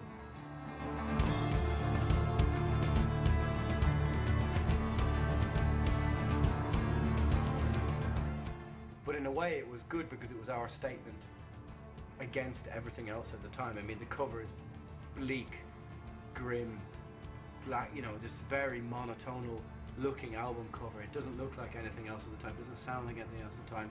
And a lot of people hated it. And in a way I was quite glad they did. A lot of very commercial journalists who just liked... Great album. Yeah, a lot of people who just liked typical tippy-tappy Scandinavian commercial metal went, oh, this album sounds like crap, you know. And I speak to these people and I go, are you one of these people that thinks Black Sabbath could sound better? Well, yeah, with modern production. Oh, Frank, just fuck off. You haven't got a clue, you don't know what you're talking about. And we got that again and again, but it was good because, again, it set us as the outsiders that we always were. That even when we were at every festival, every tour, everything we ever do, even when you're on the inside, you're still on the outside. For the first time ever, it looked exactly like I wanted it to.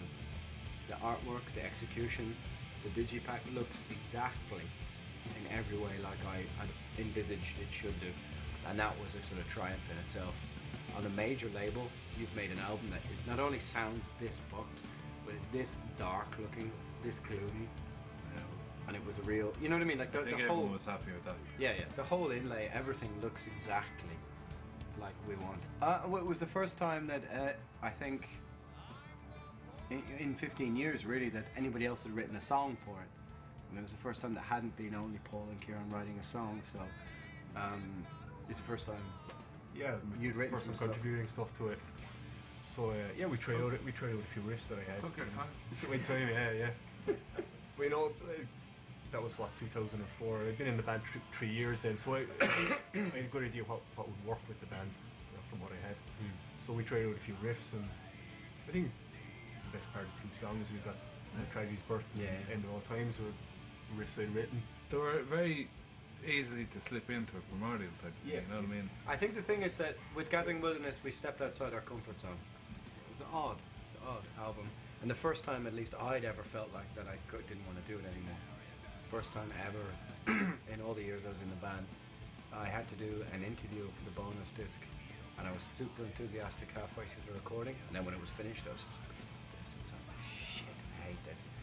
And I was trying to be upbeat in the interview and I just couldn't be upbeat.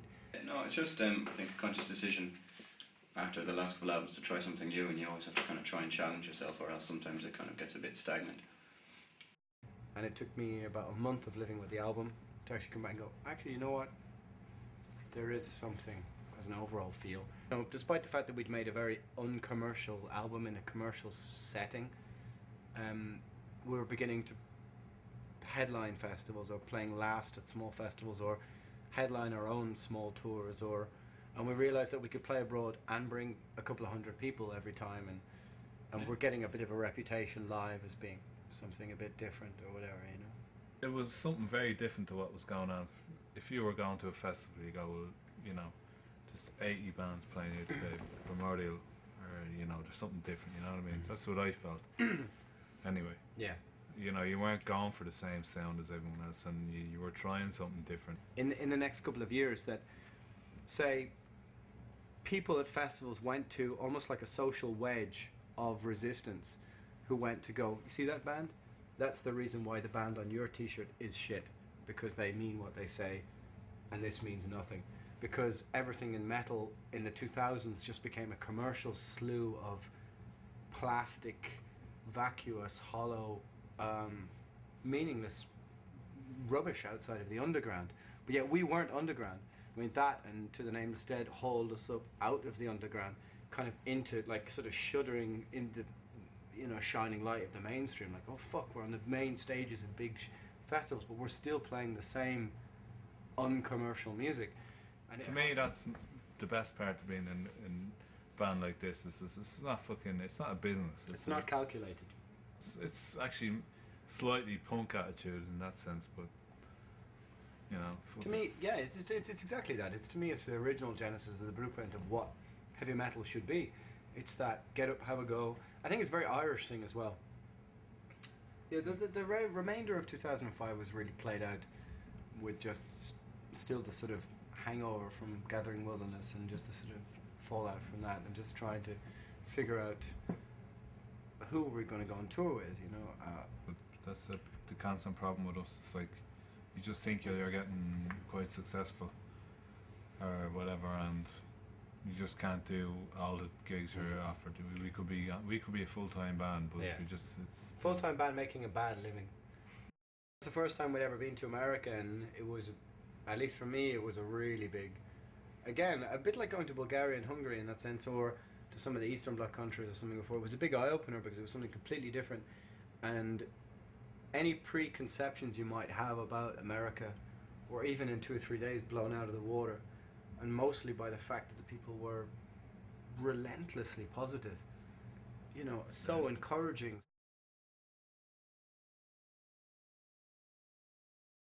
And we began to write songs for what became To The Nameless Dead in 2007, and we had just had a different idea again of the way we wanted to do things. And I remember having a conversation with Lee from Cathedral, from Rise Above Records, and subsequently Will and Andy, who became Metal Blade UK, who were working for Rise Above, about trying to make this sort of organic, natural sounding record. And if there's any label I thought that knew something about it, it was Rise Above. And they said, hey, you know, you should check out this studio called Foal in North Wales. It's owned by Dave Anderson, who used to be in Hawkwind and Van de Graaff Generator, and has an old analog desk. And so the way the studio was, there was a room that you could just jam, you know, and a big huge old room full of old gear and old amps, the old drum kit set up at the end. And I mean, Gallows Hymn was like, he came in with like a riff, an old riff I had from 10 years ago nearly, and I just thought we'd try it out. Yeah. Anyway, it worked, you know, we got it together in a few minutes, really. Yeah, yeah, it took an hour probably. Genius. And then the thing was that, like, you had this the studio where we're doing nearly everything to the old analog desk, all the analog compressors, and we kept, like, the drums are done in about 10 takes, literally. A lot of the bass first take, a lot of guitar, even some guide vocal through a guitar amp was first take. And I knew that as soon as we listened back to it, like, this is really going to kick off.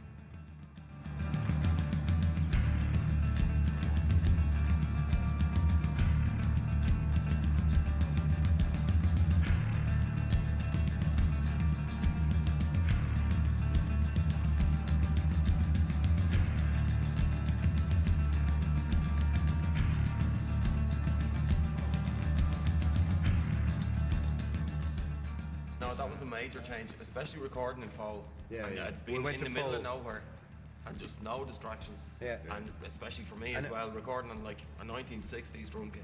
That drum kit was And- made in 1960. And we had wooden shells, old school. And we had the first time, like, And it wasn't Pro Tools either. It was just bashing it out. but that album had the best sound of all the albums I think that we've had. I'm okay, you're never going to be 100%, but all of a sudden, you know, the artwork, the aesthetic, for me at least, the lyrics, the sound, the experience of recording, the label, the timing, the magazines, everything just went click, finally, into place. I mean, you could see every soundtrack was top of the soundtrack. Every Yeah, mark the was full reviews were marks. unbelievable. The best marks we ever got. You know, all the German magazines. But it had come 17 years into the career of the band.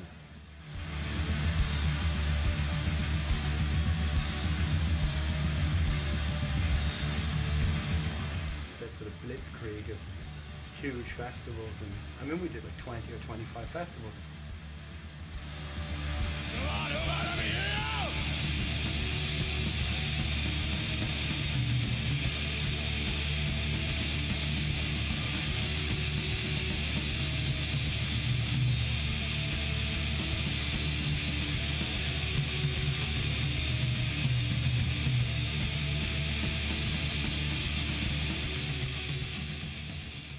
There wasn't a festival where there was a kind of like a half-arsed crowd or whatever. I mean, and countries that were They're all there for us. previously countries where had been terrible for us. Like, let's be honest, France, Hellfest, Tuska Festival in Finland. 3 years ago, we'd been at Numirok in front of 400 or 500 people in a field that would have taken 10,000, and this time it was like a riot when we played.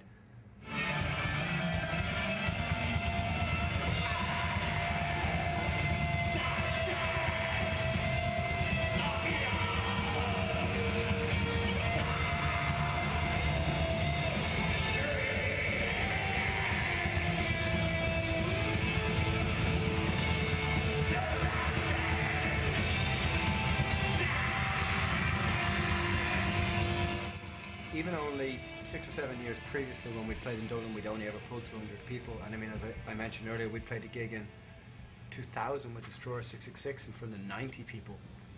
And we'd never ever had any sort of recognition from Ireland. You know, at the most a couple of hundred sales. But for this album, because it was the first album that had been featured in English Metal Hammer, in Kerrang, pagan metal had started to become big. All of a sudden we played and we could pull 800 people in Dublin. We more or less did the same thing in America.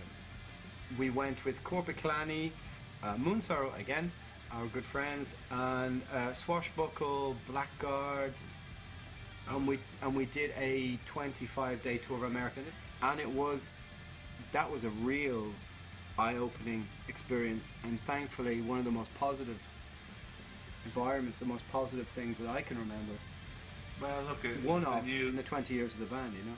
You know, I mean, America is a country of such incredible paradoxes in that, you know, like politically, there's so many people you meet that don't even understand that you're from another country on the other side of the world, and there are people who are so clued in who feel that they've been misrepresented by the way the media represents them, especially in Western Europe and stuff.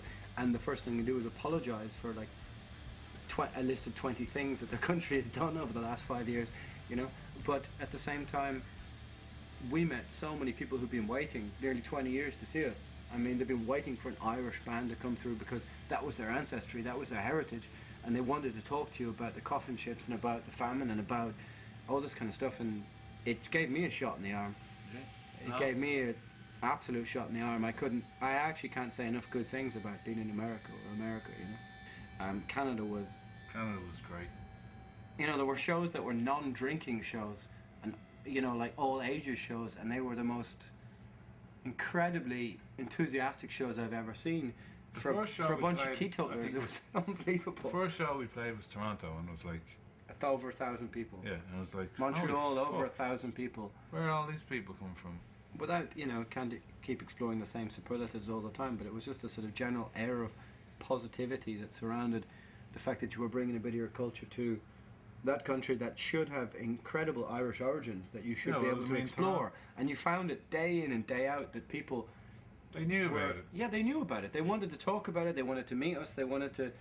Toronto, New York. They want to discuss it with you. Boston. Worcester. Boston. My God, that was like playing in Dublin. I know it sounds like a cliche, but Boston was like a riot. It was Worcester. Worcester, okay. Well, it's in Boston. No, it's not. It's an hour away. It's still in Boston. It's not. Massachusetts. I'm sorry, it's like playing in Dundalk. No, I'm just saying, just for the sake of the... say Worcester, say Worcester. Worcester. Anyway, Worcester was like...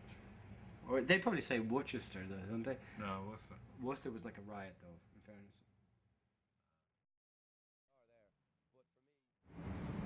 fairness. Technicality over songwriting means absolutely nothing. You know, I grew up listening to Venom. I could care less. If a song has 2 riffs, I mean, look at Neurosis or Burzum or something like this. I mean, to me that... And I like Rush as well, so, you know, but to me it means absolutely nothing, you know. I mean, if you bludgeon away with 2 or 3 riffs and it's sincere and honest, you know, look at the Ramones or something. You know? We wouldn't. I know other bands. I've met other bands that are just one guy sits at home on Pro Tools or something or Cubase, and he comes in and he sends the other guys, and then they all meet up to practice. And it's like, it's not really the same, is it? No, it's wide open in this band. Like, it's kind of Leary will do whatever he wants to do to a song, like unless somebody has a definite idea that you know what I mean? A blast beat song or a that kind of thing. But it's worked well so far. So when do you bring in Alan generally to throw his voice? As late as possible. yeah, Well, I mean, he's there pretty much most of the time. But, like, sometimes he'd be lying on the floor, you know. Yeah, just listening and. It's kind of, he'd have a few lyrics that he'd have ideas over, and sometimes we go, well, doesn't suit what you know. A lot of the times we might have a song kind of 80% finished, and the album will come in then, and his lyrics will actually change the structure of the song then, because, you know, verse, chorus kind of thing, we'd have to change it around to fit in vocals and that, so.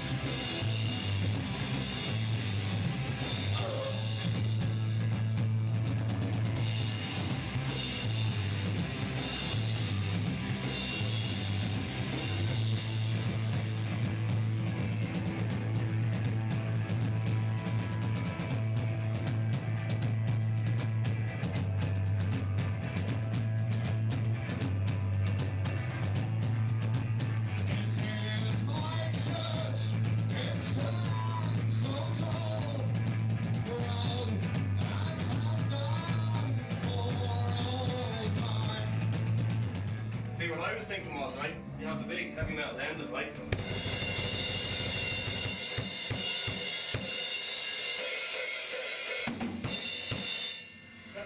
Oh!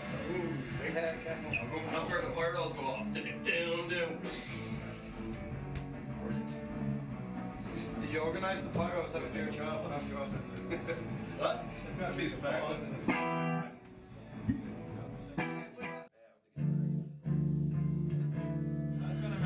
It's kind of like an Irish kind of, you know, a lot of the songs when they're written in their head, they're kind of an acoustic, and they'd be like.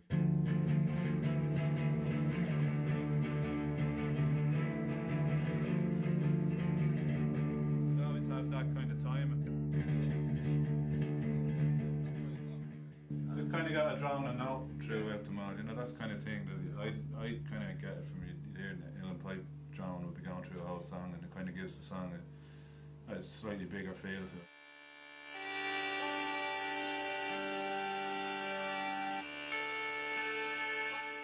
Well, a lot of riffs I've made up are actually based around listening to Irish music and then trying to maybe a month later you're humming the tune in your head or what you think was the tune and playing it, and actually when you listen back to the original piece of music then it's nothing like it, but you've got a good riff out of it, and you know it's kind of original then in a way as well, you know, so not exactly copying Irish music, but that's where you're getting the inspiration from, like, and that, you know.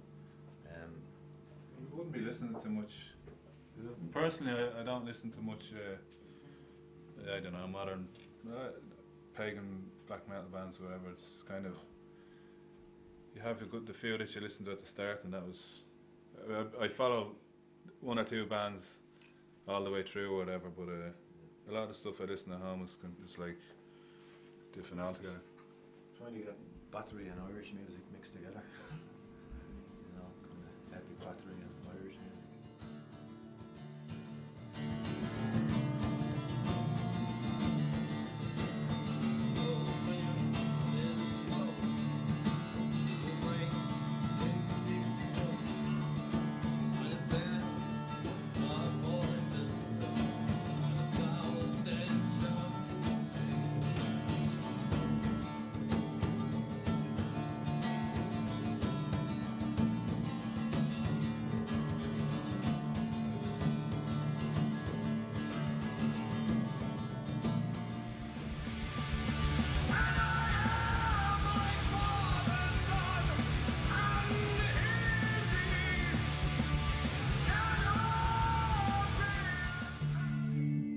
Where I got the idea for the Empire Falls was kind of, to me, it sounded really like Emerald. You know, that kind of so I kind of took, and even the way, I love the way in Emerald, I think it's a mistake as well that they made when they were actually recording the original, but he does the whole kind of first half of the song on the hi-hats, and then he does the last verse and chorus on the ride, just for no reason, like, and I thought that was kind of cool, so I thought I'd kind of replicate that in Empire Falls, like, because that's kind of what it reminded me of, so.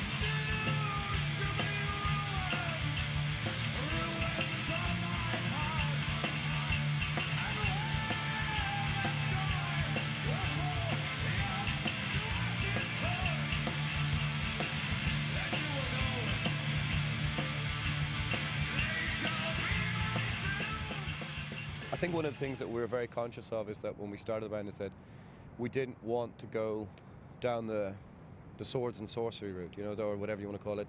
I mean, there's elements of sort of that traditional occultism that's always been part of heavy metal. It's here and there in the old lyrics and still some of the little bits now.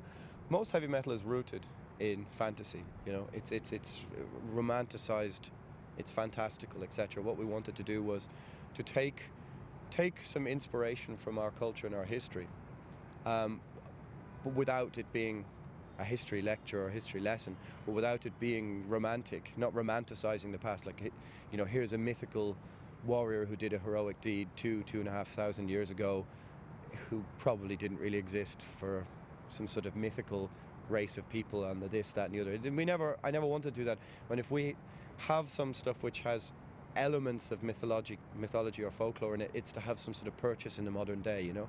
But what we wanted to do was take an influence of our culture, our heritage, our history, but use it in a sort of pantheistic sense, you know, like to not sing about this is specifically what it's like to be Irish, to use your own tragedies, your own history, your own folklore to speak to people whoever they were. So like the Coffin Ships might be about the famine, but as a sort of tragedy it can resonate with people within, you know, whatever their tragedy might be.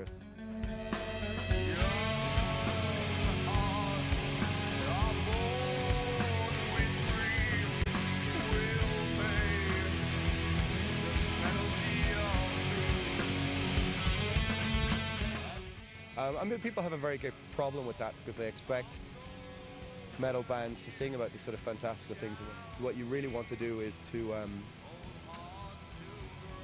challenge, to reevaluate, to take elements of not just your own history, but a sort of universal concept. And the concepts of that we, a lot of the sacrifice, redemption, martyrdom are based in an awful lot of. The last album is predominantly about, the movement of peoples and nations. When you look at old maps, for example, where did this country disappear to? Where did their folklore go? Their language. It's about what makes people, what makes them think they cling to this bit of earth, and it's about nationhood, and it's about empire or state building and all that kind of thing. And again, people don't expect that kind of thing because they're used to the same swords and sorcery sort of fantasy, And it's probably one of the reasons why the band isn't bigger than it is, because most people don't want to be reminded of how dark the world is. And that's generally our worldview is quite dark,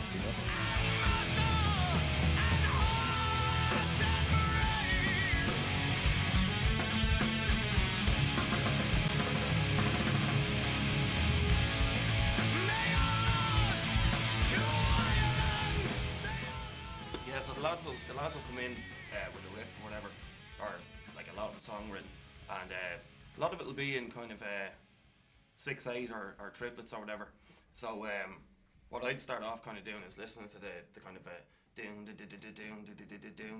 doom, and I'll just start off like kind of playing along with that rhythm, so just like, and then kind of just start to accent kind of the note changes of the actual riffs, just to kind of bring them out in themselves. So it'll go something like a, and I'll always double up as well and put in as many flams as I can, so it'll go like a, it's kind of to replicate the sound of a bowron, and the triplets of the beat are coming in on the skin of the bowron. And then obviously you can't just have it going like that because it'll just kind of flow too much. So you need like a downbeat on the snare. So I'll usually keep a tempo on the hi-hats, just with the left foot, keep that going, and then do the kind of bowron beat, but then bring in the snare drum as well, just to give it a kind of a structure and a bit of more focus. So then you'll end up with something like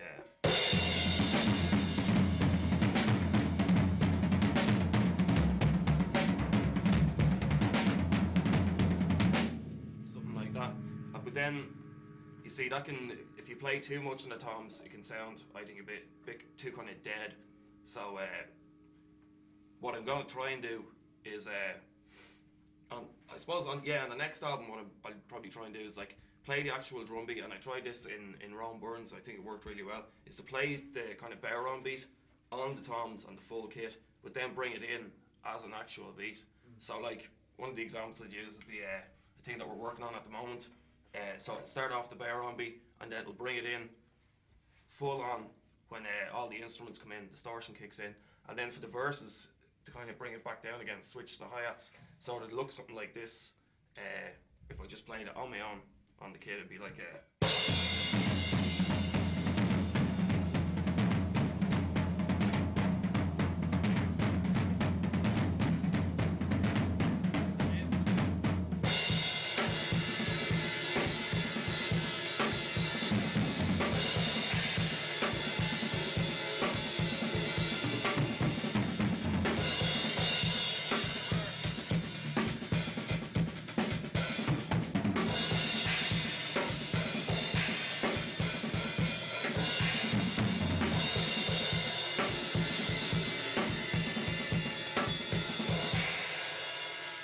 and on it goes. So just to keep that kind of triplet thing going, like but to break it up with the kind of tom things, give it the rise down when all the guitars and everything come in, and then bring it back down again for singing or for the verse or quiet bit in the song, whatever. But yeah, I suppose it's all about kind of rises and falls, you know. I hate that kind of full-on kind of triggered heavy metal thing where it's just full blast the whole time and there's no kind of no dynamics in it, you know. So rises and falls, dynamics, that's what it is. It's the sound of the ocean come out of the drum kit. It's like waves and rises and falls and troughs and whatever you're having yourself.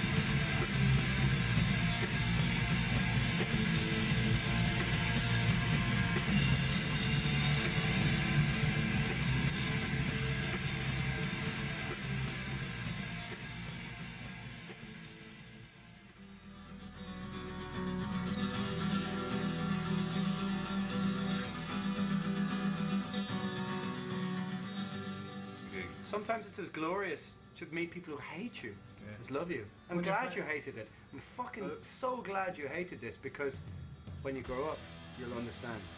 Or even if you don't and you still hate this, that's brilliant, because you inspire an emotional reaction, which is surely the purpose of any sort of artistic endeavor, in that you're trying to provoke a sort of emotional reaction to things, and people come to you like, fuck, you were fucking boring, I hated this.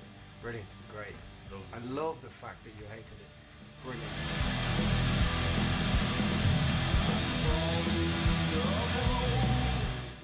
Where we're from is a very important part of the Yeah. band, I think, Yeah. personally.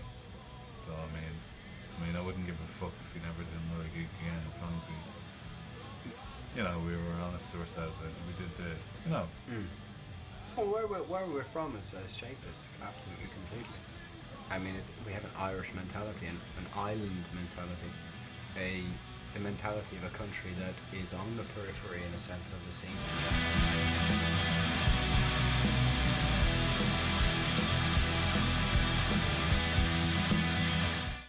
Nothing is ever calculated. Nothing is ever second guessed. You just do what you do. And I mean, if the band ended tomorrow, we would be happy with the fact that we never compromised a fucking thing. We always did what we wanted. It can go on another 10 years. There's no rules, there's no conventions, there's no strict criteria of how to do anything. And that, I think, is what is the beauty, in a sense, of being in this band, and it's a very Irish thing, is that there's no sense of convention. You just do as you do.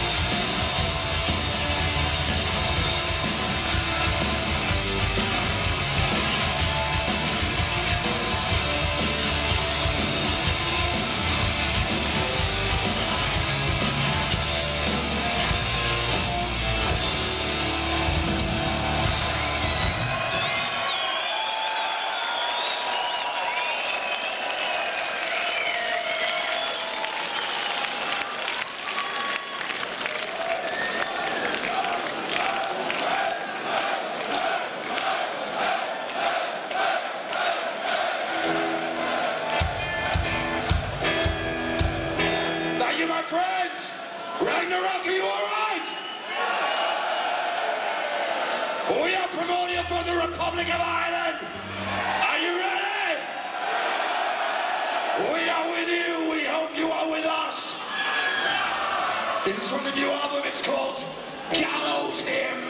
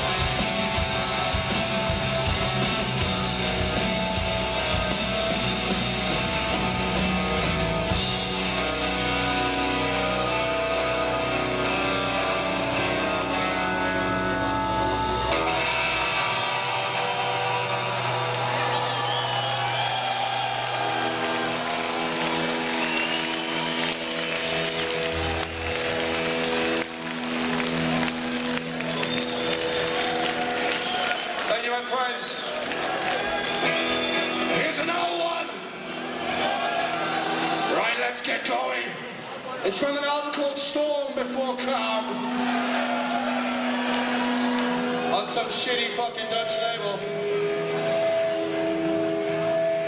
Sons of the Morrigan!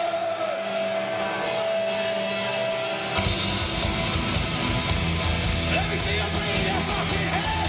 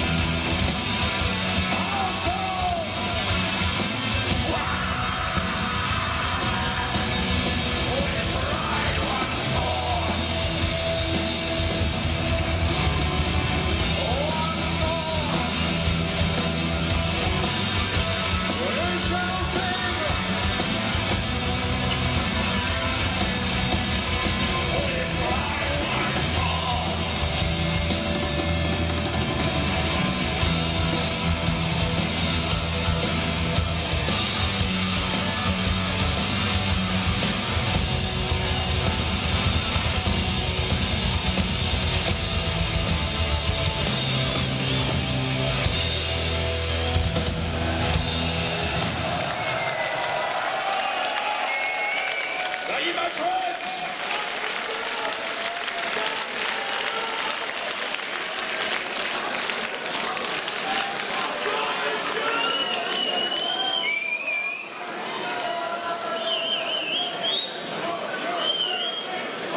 All right, my friends.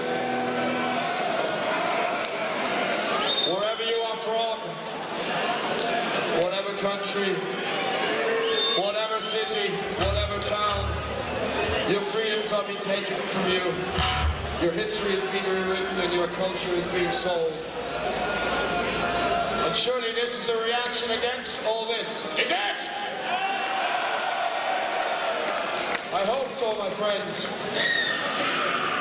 Because we are Nero and Rome is burning!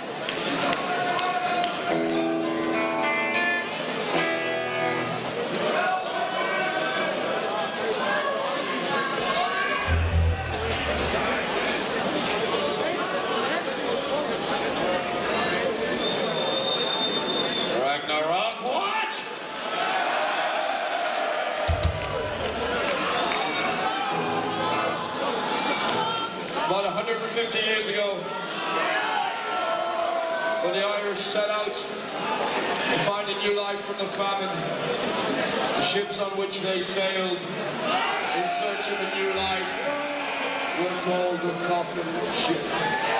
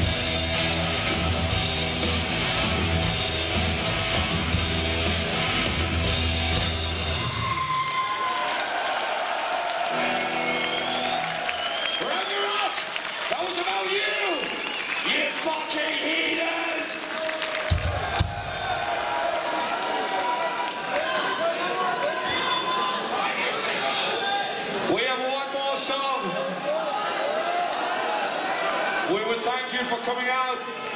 It's been a pleasure for our first show in Germany for the new album. We will be back. Some things in this world are still real.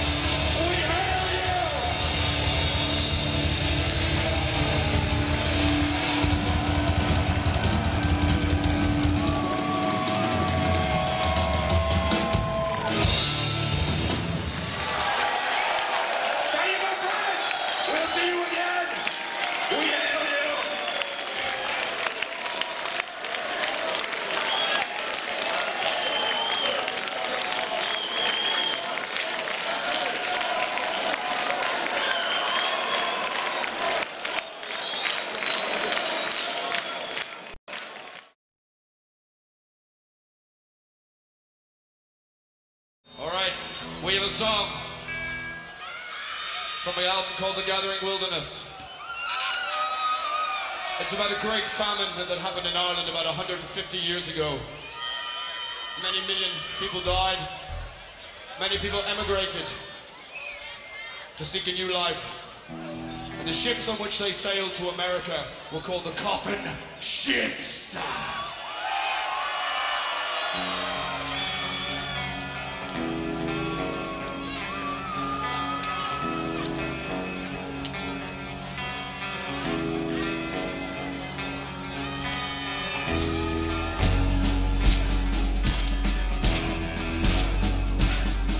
I see your hands, let me hear you!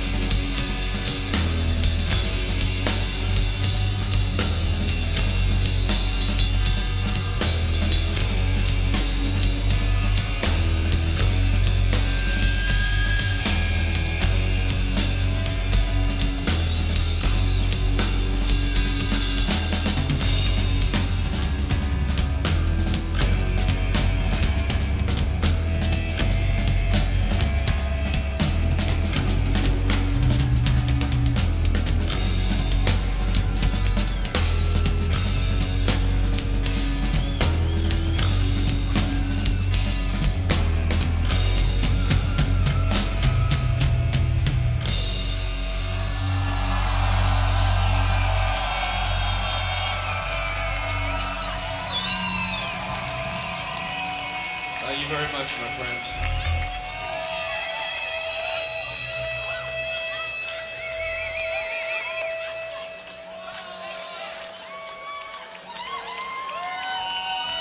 All right.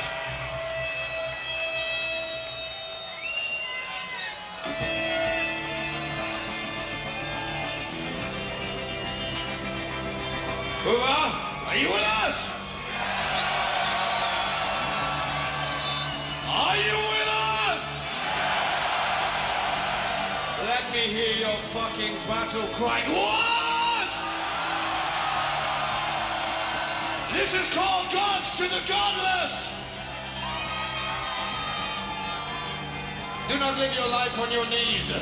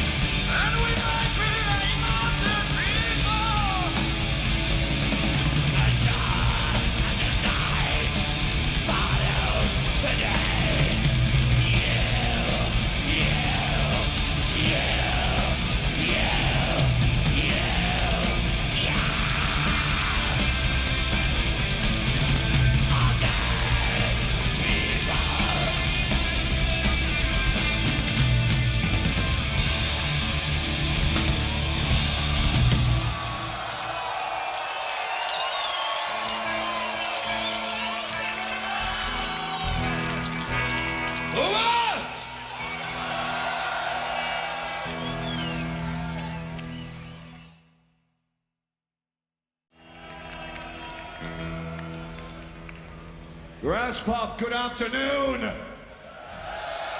How are you, all right? From To The Nameless Dead, this is called Gallows Hymn.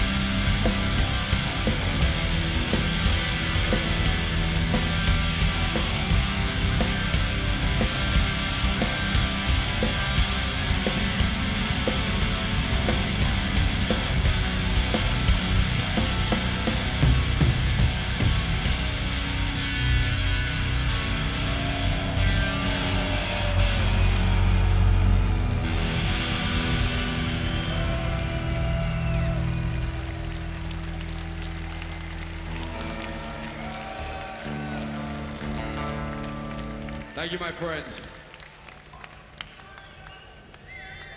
We're gonna play you another new one.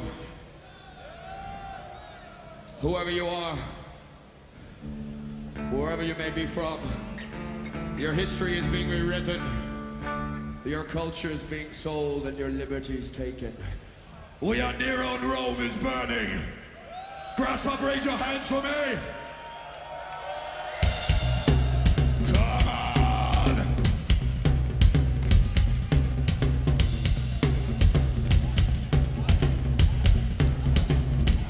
Come on.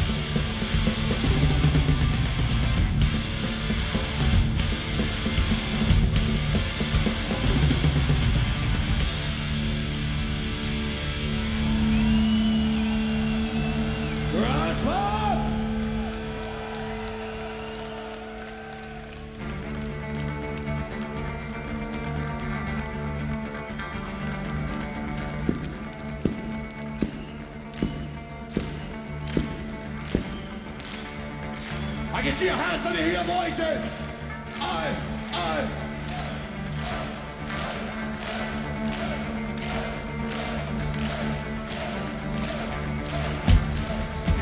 Sing to the slaves that roll bells. Sing to the slaves that roll bells. Sing to the slaves that roll bells. Sing to the slaves that roll birds. Sing to the slaves that roll birds. Sing it! Come on! Sing to the slaves that roll birds. Sing to the slaves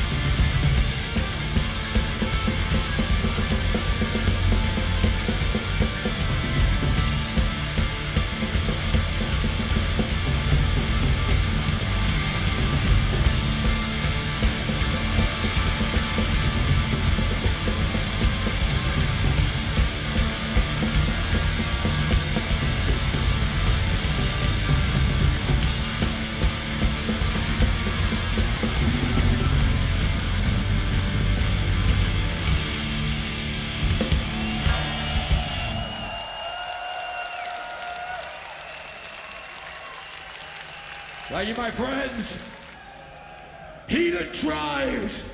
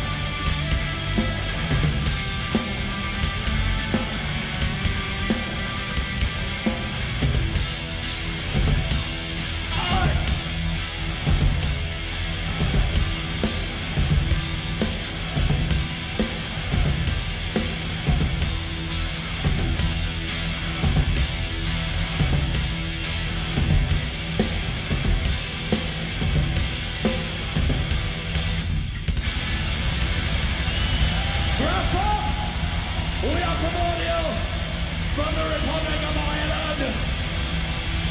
We hail you. Brothers and sisters, thank you very much. This is our church. Good afternoon.